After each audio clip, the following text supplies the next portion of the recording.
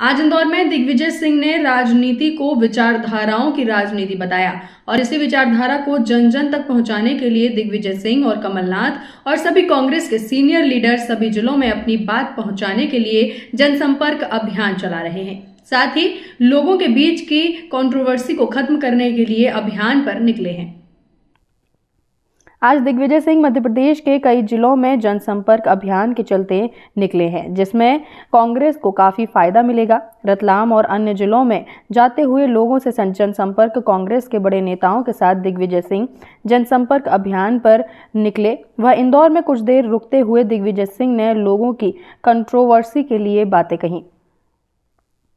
वहीं साथ ही तुमसे सिलावट के विरुद्ध बयान दिए, जिनमें उन्होंने मंत्री तुलसी सिलावट को आड़े हाथों लिया। आरएसएस के लिए कहा कि वे धर्म का दुरुपयोग कर रहे हैं।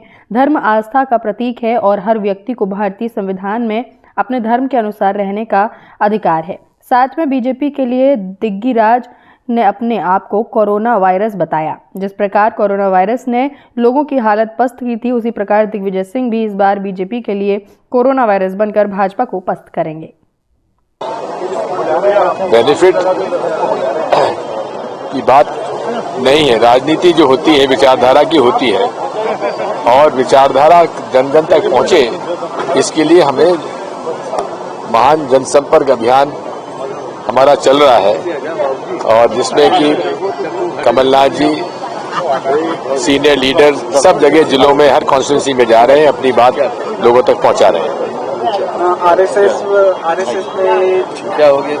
आपने बात करी आरएसएस जो धर्म के नाम पर बढ़ा रही है, इसको लेके क्या? धर्म का दुरुपयोग कर रही है, धर्म का राजनीतिकरण कर रही है।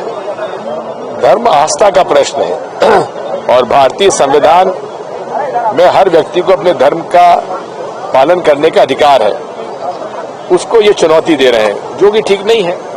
सर, मंत्री तुलसी सिलावट जी कह रहे हैं कि दिग्विजय सिंह कांग्रेस के कोरोना वायरस है। बात यह है कि तुलसीराम सिलावट क्या थे, इंदौर के लोग जानते हैं ना, क्या थे वो और अब क्या है, कहां से आया, कौन सा धंधा चलता है तुलसीराम सिलावट का, ये उनसे पूछिए कि आपका इतना बड़ा धंधा हो कहां से गया, कहां से पैसा आया। हाँ, भाजपा और संघ के लिए मैं कोरोना वायरस हूँ। जी, सोने के चम्मच लेकर के आए हैं कमलनाथ जी, ऐसा बीजेपी कह रही है। एक बात सुनिए, क्या किसी भी व्यक्ति को उसके पेरेंट्स को चुनने का अधिकार है क्या? जिस परिवार में उनका जन्म हुआ है, जो हुआ है। सर, ये सर्वे जो हो रहा है, ये क्या इसी आधार पर टिकट बैठेंगे क्या सर? ऐसा कहा जा रहा है सर। ये जो सर्वे हो रहा है सर कांग्रेस में, इसी के आधार पर ही होंगे सर। और कह रहे हैं दिग्विजय सिंह जी कहीं ना कहीं ये सर्वे के मास्टर है सर। मैं कोई सर्वे पे कराता नहीं, मेरा सर्वे करने वाले यही लोग हैं। टिकट बांटने आ रहे हैं, सब जगह पर टिकट देने जा रहे हैं। मेरे पास टिकट बांटने के लिए कुछ नहीं है। दीपक जोशी कांग्रेस में आ रहे हैं क्या? बात यह है कि तुलसीराम सिलावट क्या थे, इंदौर के लोग जानते हैं ना, क्या थे वो और अब क्या है, कहां से आया, कौन सा धंधा चलता है तुलसीराम सिलावट का, ये उनसे पूछिए कि आपका इतना बड़ा धंधा हो कहां से गया, कहां से पैसा आया। हाँ, भाजपा और संघ के लिए मैं कोरोना वायरस हूँ। जो है धरने पे बैठे हुए हैं, ब्रजभूषण जो रेसलिंग उसके प्रेसिडेंट हैं, उनके खिलाफ केस दर्ज करने की मांग को लेकर क्या कहना चाहिए? माननीय प्रधानमंत्री जी के पास हर हफ्ते मन की बात कहने के लिए समय है, लेकिन जन की बात सुनने के लिए समय नहीं है। असम में एक युवक कांग्रेस की लड़की एक हमारे युवक कांग्रेस के नेता के खिलाफ एक बयान दे देती है, उसमें एफआईआर भी हो जाती है और उसकी गिरफ्तारी के लिए प्रयास भी होता है। इसी प्रकार से राहुल गांधी जी अपने भाषण में एक लड़की के बयान का उल्लेख करते हैं, उनसे पूछने के लिए दिल्ली पुलिस के स्पेशल कमिश्नर घर चले जाते हैं कि आप इसकी जानकारी हमें दीजिए। और वो देश की महिला रेसलर्स जिनको कि प्रधानमंत्री ने सम्मानित किया, जिन्होंने देश का झंडा अंतर्राष्ट्रीय क्षेत्र में लहराया, उन्होंने यौन शोषण का आरोप भारतीय जनता पार्टी के सांसद ब्रजभूषण सिंह के खिलाफ लगाया। उसके खिलाफ आज तक एफआईआर क्यों नहीं दर्ज हुई?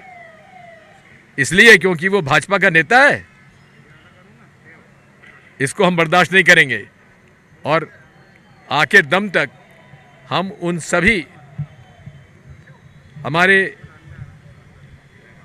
वो सारे एथलीट जिन्होंने कि इस देश का सम्मान बढ़ाया, उनके हक की लड़ाई लड़ते रहेंगे। कर्नाटक चुनाव में किस तरह से देखते हैं? राजनाथ सिंह ने आज कहा कि जिस तरह 1975 में कांग्रेस ने लाखों लोगों को जेल में डाला था, हम उस तरह नहीं करेंगे, चाहे हमें सत्ता मिले या ना मिले। राजनाथ सिंह जी, जरा अपने मन में आपके ऊपर क्या बीत रही हम जानते हैं। किस प्रकार से आपको इन्होंने, आपने जिस प्रकार से आपको भाजपा और मोदी जी, शाह जी ने एक कोने में बैठा दिया है, आपकी मन की पीड़ा हम समझते हैं। लेकिन ये मैं जानना चाहता हूँ कि पूरे देश में आज चर्चा है कि सत्यपाल मलिक जी ने, जो कि गवर्नर रहे हैं जम्मू कश्मीर के और भारतीय जनता पार्टी के द्वारा चुने गए थे उस समय, जबकि